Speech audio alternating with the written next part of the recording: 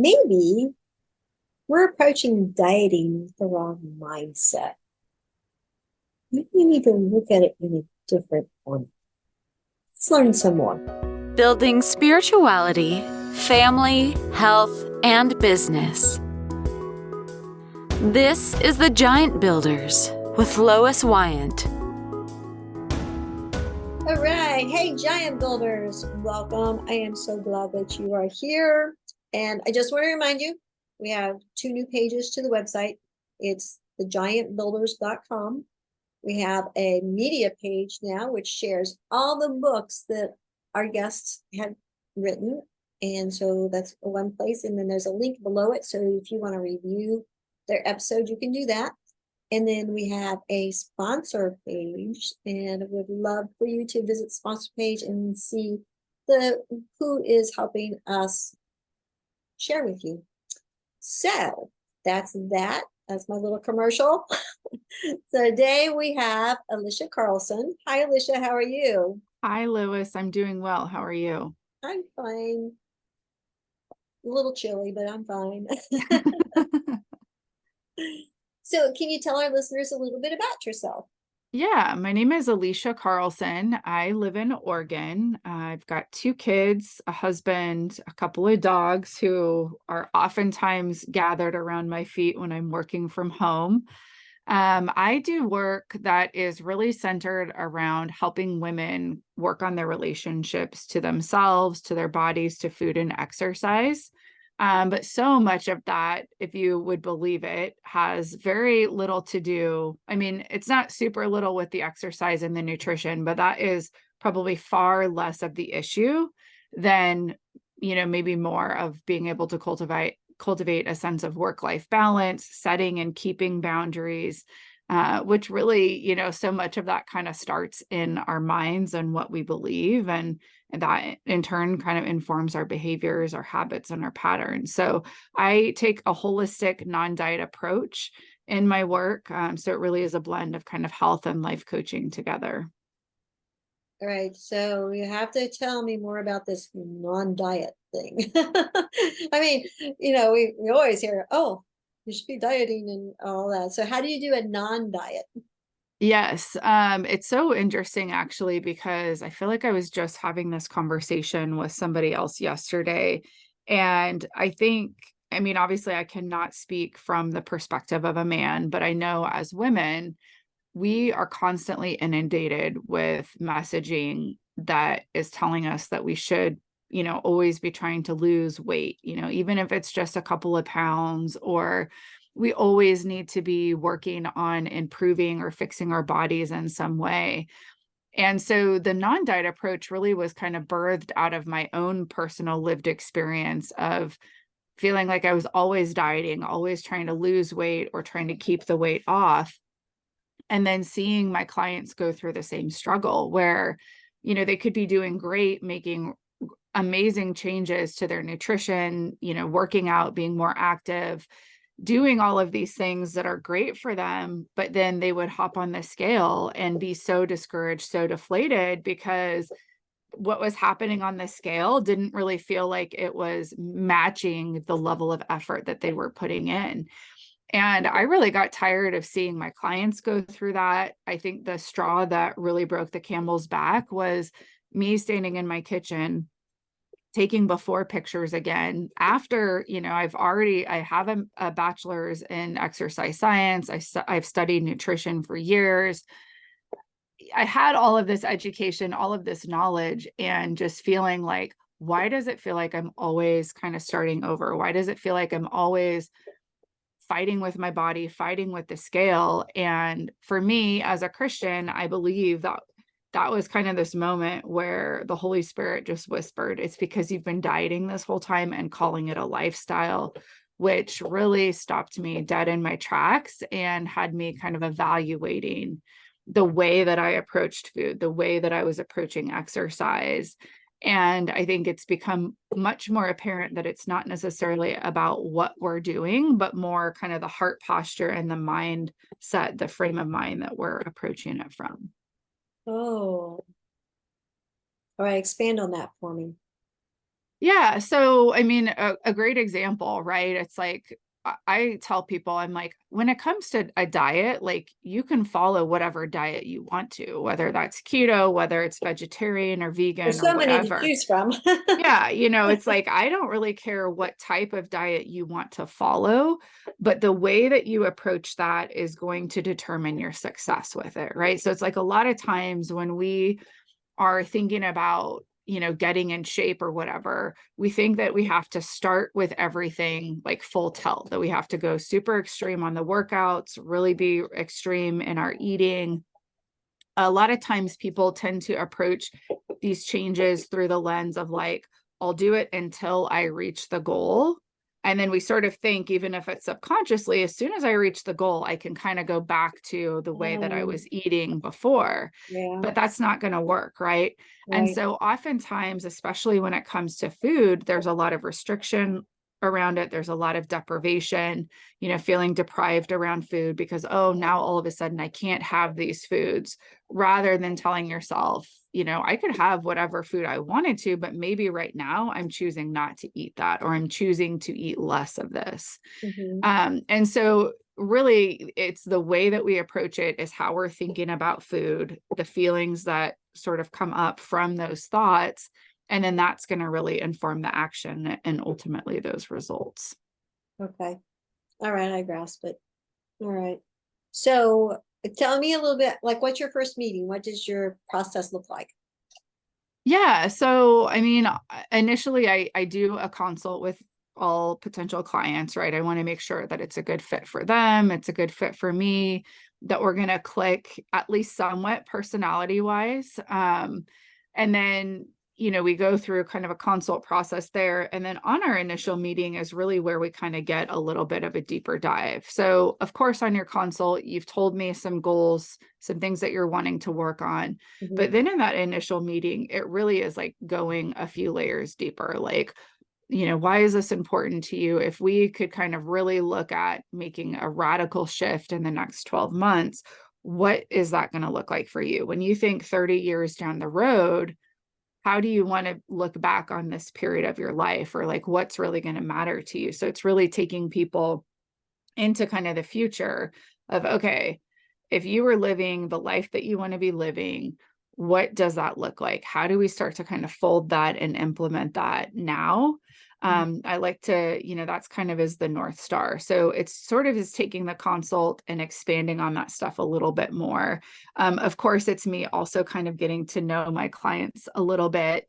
And typically, I would say within the first probably 2 to 3 meetings with a client, you can really start to pinpoint a lot of the, I don't know if paradigm is the right word, but you can really start to pick out like the perfectionistic tendencies. The women, especially that are really high achievers, can be really hard on themselves. They feel like they have to do everything at once, and that they have to do it all perfectly, right? So it has to be a 60-minute workout. I have to be following this. I have to be doing all of these things. Oh, and by the way, I still need to take care of my family. So I feel like within those first couple of meetings, you can really start to pick out some of that habitual pattern. And then for me too, a lot of times in that first meeting or two, it's tell me a little bit more about what you experienced growing up. So if we're talking about food and dieting and weight and things like that, what was modeled for you by the role models or the women in your life? Or for a lot of women, it's what did you hear your dad say? Or those influential male figures, how are they talking to your mom about her body, about her weight, or talking about other women? Mm. Because too, like a lot of that stuff kind of gets internalized, and that informs kind of the right, the quote unquote right and wrong way for us to have a body. And so I think, doing kind of a high level, let's just sort of look back and like, what are kind of the consistent themes that you notice, really helps us understand, okay, is that something we want to keep operating from, or is it maybe time to give that operating system a reboot? All right. So what type of person, because we're blindsided by this diet thing. I think we all are. So what kind of mindset do we need to change to to be a good connection for you? I mean, I think, at the end of the day, it's, are you willing to challenge some of the current beliefs and the way that you have approached, weight loss or weight maintenance or, um, living a healthier lifestyle in the past, right? Because if you come and you're so set in your ways, and it's hard sometimes to really kind of break up with the diet mentality, Yeah. because it is something that for the most part, you've been sort of immersed in your entire life. You have your family of origin, you have the media, you have kind of the messaging of the world. But it's like, if you don't really want to change the way that you're looking at those things, then it's going to be a lot of us kind of butting heads, or a lot of you trying to do things in a new way, but still thinking about it and operating from that old mindset. So I think, really it's, are you coachable? Are you open to kind of exploring how you've been doing things and really be in somewhat of a vulnerable position to kind of question it, to challenge it, to poke holes in it, Mhm. in order to be able to start to adopt and build up some new patterns of thought and habit and things of that nature. Okay.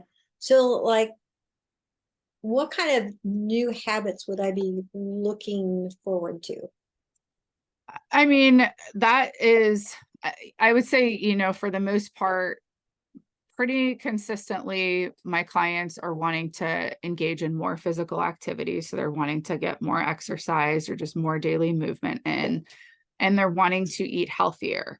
Now, that's obviously is very ambiguous. Our brain likes concrete. It likes, the more detail we can be, the better that is for kind of that rational part of our brain. Mhm. So when people are like, yeah, I want to lose some weight, I want to lose maybe 20 pounds, I want to eat healthier, I want to exercise more, then I'm going to ask you, okay, what does that 20 pounds represent to you? Like, why 20 pounds? Okay. And usually for people, the weight that they want to lose kind of reminds them of a point in time that is kind of like their highlight reel of their life. But then when we start to peel that back a little bit, it's like, well, but all of these other things were happening, or I was super stressed. I wasn't really eating that well. I was exercising all the time. So it's like, okay, is that really what you want to go back to? So really exploring that weight goal. Let's get super clear, like, what does eating healthier mean for you? For most people, they probably could stand to eat some more vegetables, maybe looking at eating some less highly processed foods or less eating out. A lot of my clients, it's, yeah, I feel like I eat out a lot, and I want to make more home cooked meals. So I would say the habits typically are going to be engaging in some sort of physical activity most, if not every day of the week, even if it's walking. And then I really focus on kind of basic nutrition principles. So it's eating slowly, it's being more mindful, it's kind of listening to your body's hunger and fullness cues and making decisions about your portions based on that. Rather than, okay, here's a calorie count, or here's a macro count, here's a meal plan, just implement it, right? So it's really is about putting my clients in the driver's seat. We're in the new year and we all have those new year resolutions. How can we like really focus in going into that process? Yeah, so I think it's just, again, it's looking at it differently. So deciding, this is something that I'm wanting to do for the rest of my life. Mhm. So really we can kind of take the pressure off of having a finish line, right? Of, I have to lose this weight by this date. And so kind of put the weight loss goal, even though this seems very counterintuitive, sort of set it on the shelf. Like, yes, this is something that you're kind of working on. But what I notice is when people are highly obsessed about that specific goal, that really informs a lot of the behavior. And so you'll see people get really strict, or they kind of go into the all or nothing thinking. They're all in, they're all on, and then they hop on the scale, don't see it moving, decide it doesn't work, and then they bail. So really, it's looking at, what could I do? Could I see myself doing this for the rest of my life? Right? If it's every morning waking up at 5 a.m. for a 60-minute workout, is that something that you truly can commit to forever? Right? And so it's looking at, is this a lifestyle? Is this something I can do forever? Looking at how you're approaching it. So again, are you looking at it through that diet perspective of kind of the all or nothing thinking? A lot of times you'll see people kind of reward themselves for being good on their diet all week with, maybe a weekend of sort of chaotic eating.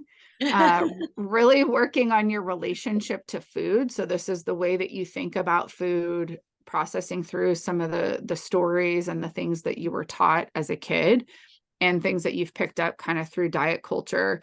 And then I think really at the end of the day, it's working on your relationship to yourself, because especially when we are talking about like a weight loss goal or a money goal in somebody's business, a lot of times our identity, our self-worth, and our value get sort of wrapped up into that. So it's being able to kind of peel that apart and recognizing that you don't need to lose weight to be more lovable, to be more valuable, more worthy, or more enough, just like you don't need to make more money to do that, right? So it's would be kind of those things is where I would navigate people.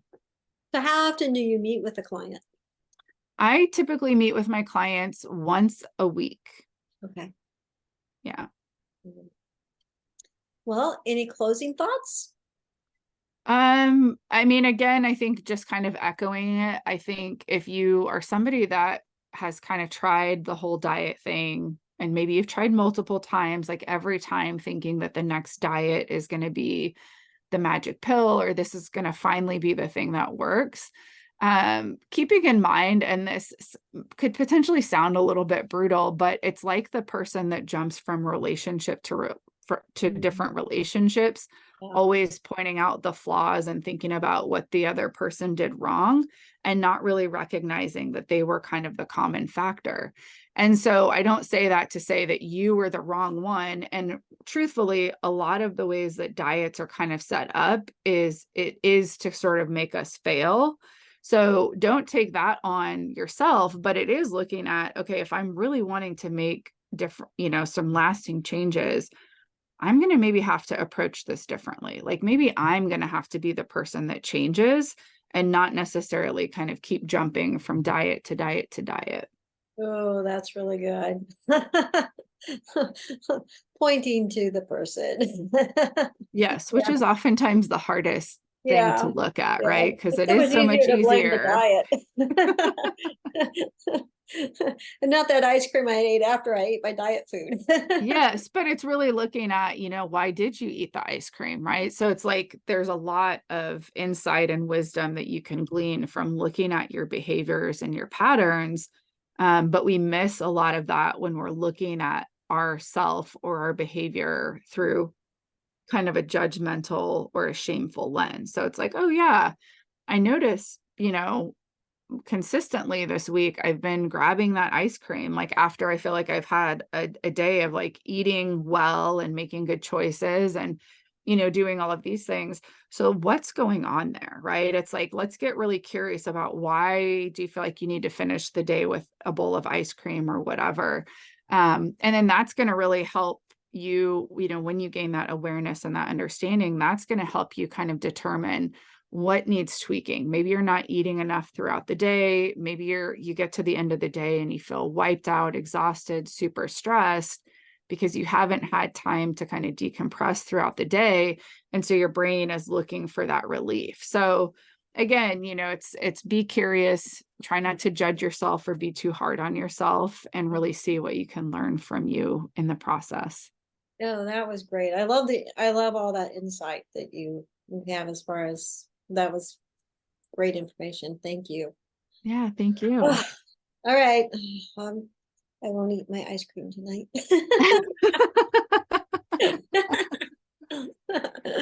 So thank you so much. I really appreciate it. So Giant Builders, we'll see you next Tuesday. Thank you for listening. This has been The Giant Builders with Lois Wyant.